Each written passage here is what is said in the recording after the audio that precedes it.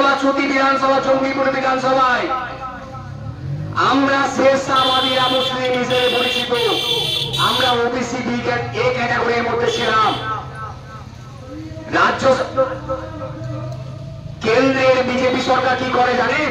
ওরা ডাইরেক্ট বলে আমরা মুসলিমের শত্রু। আর মমতা বন্দ্যোপাধ্যায় কি করছেন? উনি খুব সূক্ষ্মভাবে জানে এসব নিয়ে মুসলিমদের মাথা ব্যথা কম, মুসলিমরা একটু বোঝে কম, মুসলিমরা সময়ের পরে বোঝে। ইতিহাস বলছি, নবাব সিরাজউদ্দৌলা, যেদিন নবাব সিরাজউদ্দৌলাকে বন্দী করা হয়েছিল সেদিনও বাংলার মানুষ এসেছিল, ওই জন্য ঠিক করেছে মির্জাফর সঠিক, নবাব সিরাজউদ্দৌলা ভুল। সেদিন বাংলার মুসলমানরাও ভুল করেছিল এবং সেই ভুলটা মির্জাফরকে মির্জাফর বলতে গিয়ে ইতিহাস যখন লেখা হলো তখন আমাদের অনেক দেরি হয়ে গেছিল, তখন বাংলার মসনদ চলে গেছিল ইংরেজদের হাতে। আর আজকে আমরা যখন এখানে ভাবছি যে এই মুসলিমদের মসিহা হয়তো মমতা বন্দ্যোপাধ্যায়, উনি আমার আপনার টাকায়, করের টাকায়, ট্যাক্সের টাকায় কি করলেন? উনি মন্দির করছেন, জগন্নাথ মন্দির।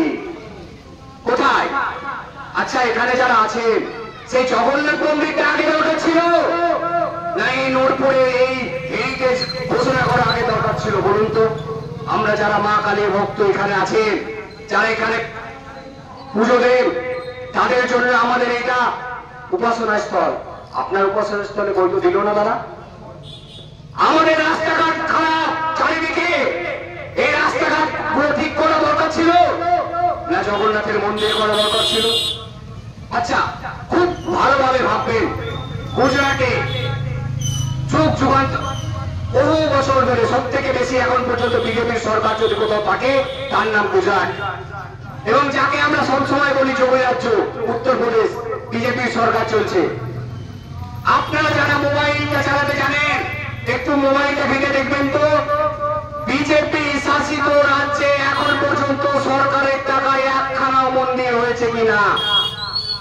বিজেপি শাসিত রাজ্যে একখানাও মন্দির বিজেপি সরকার সরকারের টাকায় করেনি।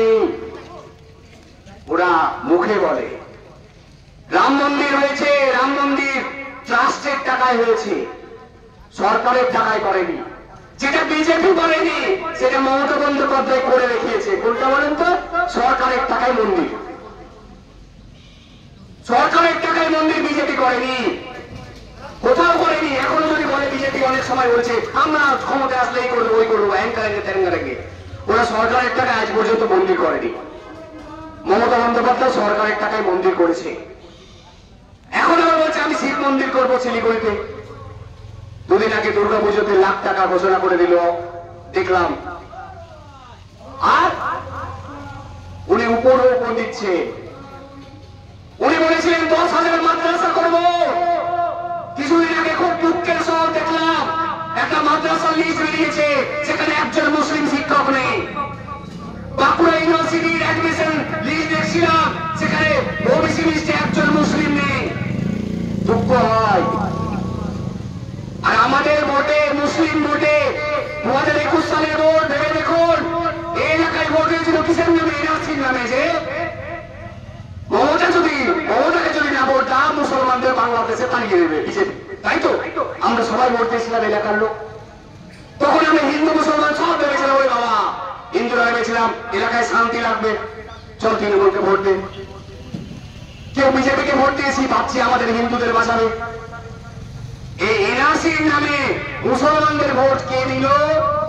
তৃণমূল নিল।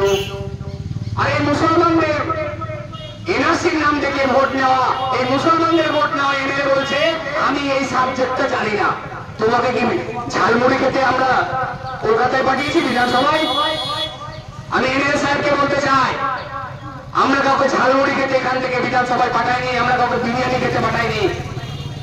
আপনার যদি লজ্জা বোধটুকু থাকতো, এলাকার মানুষের প্রতি তাই বোধটুকু থাকতো, আপনি ক্ষমা চাইতেন এলাকার মানুষের কাছে যে মমতা বন্দ্যোপাধ্যায় ওবিসি এ থেকে ওবিসি বি করে দিয়েছে, আমি সেখানে মুখ খুলতে পারিনি, তাই আমি ক্ষমা প্রার্থী, আমি পদত্যাগ করছি।